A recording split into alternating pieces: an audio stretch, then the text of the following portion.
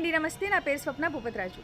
ఈరోజు నేను మీతో ఒక టాపిక్ షేర్ చేసుకోవాలనుకుంటున్నానండి. అదేంటి అంటే, నాకు తెలిసిన వాళ్ళందరూ కూడా అదేంటోనండి, వాళ్ళకున్న ప్రాబ్లమ్స్ అన్నీ నాకు చెప్పి వాళ్ళు రిలాక్స్ అయిపోతూ ఉంటారు. నేను వాళ్ళకి ఇచ్చే సజెషన్స్ అది ఏదైనా సరే కళ్ళు మూసుకుని వాళ్ళు ఫాలో అయిపోతారండి. ఫాలో అయ్యి నాకు కొన్ని రోజులకి వాళ్ళు నా దగ్గరికి ఫోన్ చేసి అవ్వచ్చు, లేదంటే వచ్చి అవ్వచ్చు, వాళ్ళు చెప్తారండి, ఆ రోజు నీకు చెప్పిన ప్రాబ్లం ఈరోజు నాకు క్లియర్ అయిపోయింది. ఆ రోజు నేను కలిసి ఉండకపోతే నేను ఇలా ఏమైపోయేదాన్నో, నువ్విచ్చిన సజెషన్ వల్లే ఈరోజు నేను ఇంత హ్యాపీగా ఉన్నాను అనేసి షేర్ చేసుకుంటూ ఉంటారు.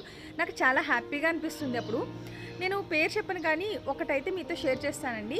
నేను వెస్ట్ బెంగాల్లో ఉంటున్నాను. ఇక్కడ ఒక ఆవిడ నాకు తెలిసిన ఆవిడ ఉన్నారు. మాటల పరిచయం అంతవరకే.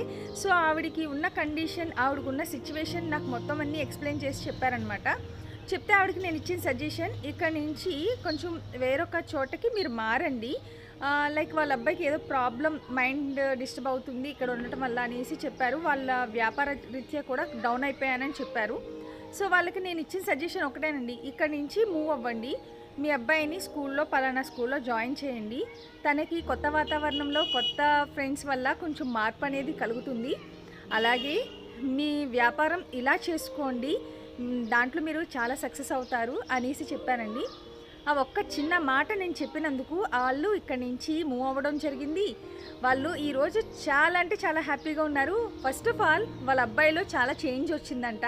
అది నాతో చెప్పుకుని చాలా హ్యాపీగా ఫీల్ అయ్యారు. సో మీ వల్లే ఇది అయ్యింది అనేసి.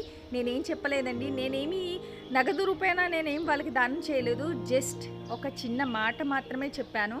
ఆ మాటను పట్టుకుని వాళ్ళు నమ్మకంతో ముందడుగు వేశారు. ఈరోజు సక్సెస్ఫుల్గా హ్యాపీగా ఉన్నారు.